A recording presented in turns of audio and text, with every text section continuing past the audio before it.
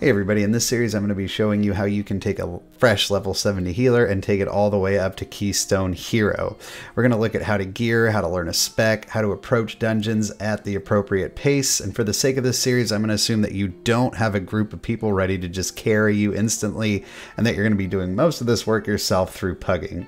In this first episode we're going to talk about what you can do basically from the moment you hit level 70 until you get into Mythic Zeros, including initial gearing, UI, and keybinds. Let's get right into it. Let's first start with gearing. We want to gear up as fast as we can while spending as little time in content where we aren't learning to be a better healer as possible. This means we're going to skip heroic dungeons pretty much completely and only do the quickest, highest yield open world content to gear ourselves up. This is the one section that's going to differ a bit depending on if you already have a reasonably progressed level 70 or not. I'd highly recommend getting yourself a set of crafted gear the instant you hit level 70 in either case, if you can afford it. This gear is roughly 340 item level and covers almost every slot. Additionally, if you have a character that's already gotten 5 sparks, you can hover over to the Maiden and immediately get 5 sparks for your ult. You can now send Primal Chaos over to an ult from a main by spending 80 to get 60, so if you want, you can drop some gold and get your ult some really nice crafted gear as well. If you haven't gotten any sparks on another character though, you'll need to do the quest chain to get your 5 of them. It's quite easy. Looking for raid is also an option you can choose to do. This will net you gear similar to Mythic 0 with the added bonus of possibly getting some tier pieces. On the topic of tier pieces, now that the Revival Catalyst is out, you can convert Season 1 gear you get in your Keystones into tier gear as well, so these two methods together can get you your 4 set up and running fairly quickly if you're lucky. I'd probably wait to use the Catalyst until I got a dungeon item of at least like 390 plus, as you'll eventually want to spend Valor upgrading it all the way, and upgrading a really low item takes a lot of Valor. Beyond that, all the open world events like hunts, great feasts, Dragonbane Keep, world quests, and world bosses are available for you. I recommend doing this kind of content until you're at an item level where you feel comfortable healing Mythic Zeros. If you don't have any experience with gearing up in Dragonflight outdoor content, I'll put a link in the description below to be a good guide to get you going. Personally, I grabbed a set of crafted gear off the auction house and went into Mythic Zeros right away at around 330 item level, and I never really looked back, and it went honestly pretty easy.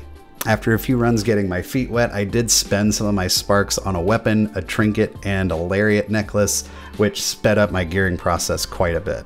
The reason we want to skip heroic dungeons and world content as much as possible is that as a learning healer, we want to put ourselves in a situation where damage is actually going out. You can't learn to heal if there's no damage going out. The heroic dungeon experience is nothing like a Keystone and not really worth your time from a gear standpoint and a gameplay standpoint. Before we get into gameplay itself, I want to talk briefly about having a functional healer UI because this is very important. I don't want this to be a full UI video at all, so I'm going to keep this as brief as possible and keep it to the most important things in my opinion. You have lots of options for a UI. There's the default one, which is actually pretty decent now. There's Elf UI. Many healers like to use add-ons like Voodoo or Healbot for their party frames, but whatever you choose, you want to make sure that you are healing with mouse over casts and never manually clicking on a friendly player. This allows you to always have an enemy selected for offensive spells. On your party frames, you want to make sure that you can see what spell or heals you have active on the player, as well as any negative debuffs they have. I'd highly recommend a heads-up weakaura pack like the one you see in the center of my screen. You don't want your eyes bouncing all around the screen to keep track of your abilities while mechanics are going out. Other than that, I'd recommend the details add-on because it just gives you so much information about what's going on in a dungeon, and something like deadly boss mods or bigwigs to help you be aware of the mechanics. If you like what you see on screen in this video, all parts of my UI are available to YouTube channel members, so click on the join button under the video if you're interested, but most streamers make their UIs available as well, so go find one you like and pretty much copy it if you want. There's a ton of UI resources out there, but if you've got these few things at least, I think you'll be in good shape to start. Another important aspect of your UI is your keybinds. This is largely personal preference, but there are some general rules that apply here. Here's how I set mine up. The most frequently used spells are always near my left hand. QE 1, 2, 3, 4, for example.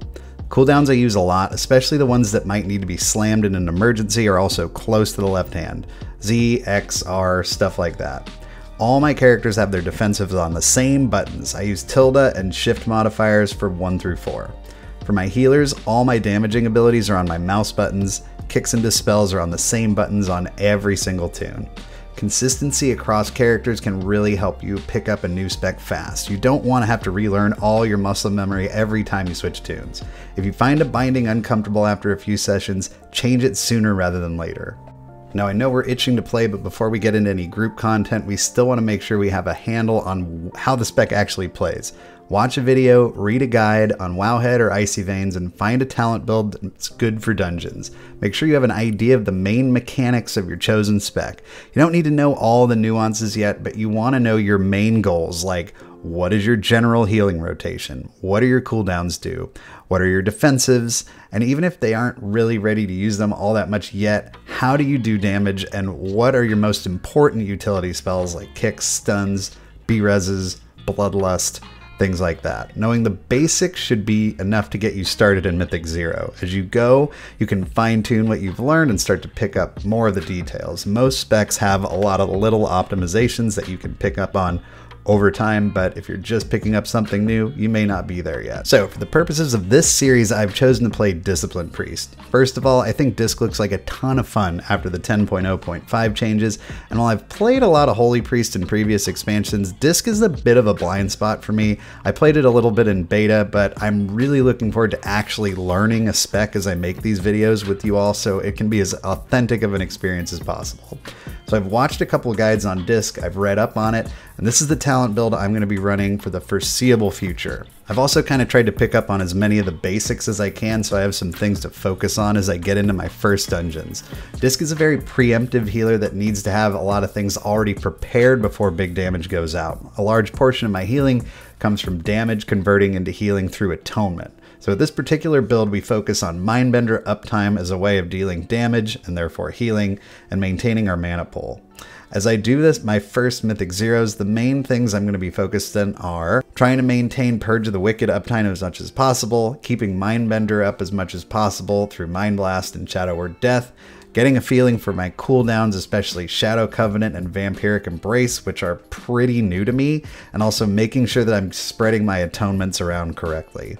Depending on what spec you picked, your focuses will obviously be different, but I think it's really important to have a few things you're really focused on doing.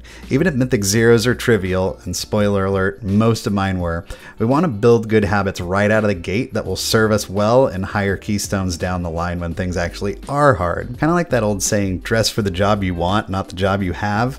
I'd recommend healing for the key you want to do, not the one you're doing. If you're already familiar with the dungeons and mechanics and you know when big damage comes out, practice using your cooldowns how you would in those situations, even if it's maybe not necessary yet.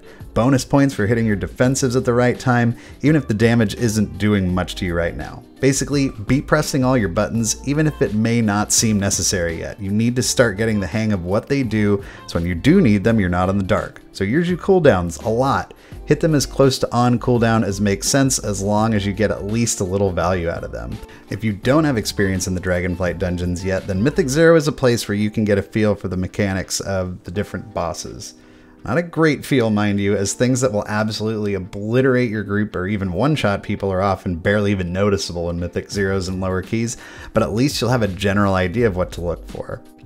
The purpose of these Mythic Zeros, on top of gearing obviously, is to learn your spec and how it interacts with some of the dungeon mechanics. If you're feeling super duper comfortable and you feel like Mythic 0 is just not worth your time, you can do one dungeon, grab a keystone, and just kind of skip this step, but if you're not, or you're not comfortable with your spec yet, I really think it is worth running through all the Mythic Zeros. You get yourself some nice gear, and you start to get a feel for how your spec plays. Another point I hear a lot of people talk about is healing anxiety, basically feeling nervous that you're going to mess up and people are going to flame you. And yes, that will probably happen at some point. I know it's happened to me, and I'm pretty sure it's happened to everyone who plays a healer at some time or another. And sometimes they might even be right.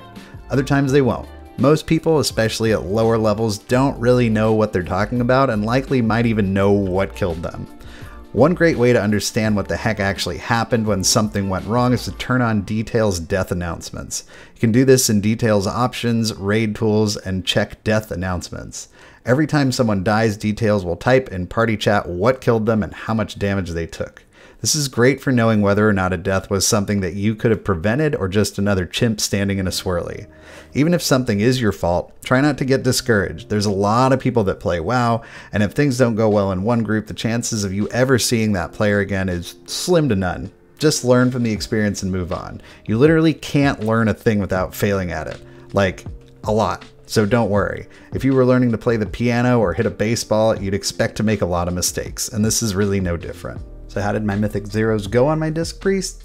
They were pretty easy for the most part, but I actually learned a lot. I found that keeping dot uptime on mobs was harder than I expected, with the expiation talent always shortening their duration, and with trash dying pretty fast, it wasn't really worth reapplying them. I went out of my way to use Rapture where I knew big damage would normally come out, and I started to get into a groove of getting out Radiance casts and following them up with the best burst DPS I could muster in that moment. I realized as I went that I needed to use Shadow Covenant more often. I wasn't nearly enough uses I was getting out of it. I learned a lot, but definitely look forward to getting better when I get into my first keys in the next episode. Alright, so that's going to do it for episode 1 of Mythic Zero to Keystone Hero featuring the Squid Priest. I hope you guys enjoyed it. If you did, I always appreciate thumbs up on the video, subscribe to see more down the line. In next week's video, we're going to start actually doing keys on our priest, so that should be a lot of fun. And if you guys want to see more, you can always check out my stream right here on YouTube, Tuesday, Thursday, Saturday, 9 p.m. Pacific, where we play Squid Priest, Preservation Evoker, Resto Druid, and just generally have lots of fun. Hope to see you there, and until next time, guys, happy healing.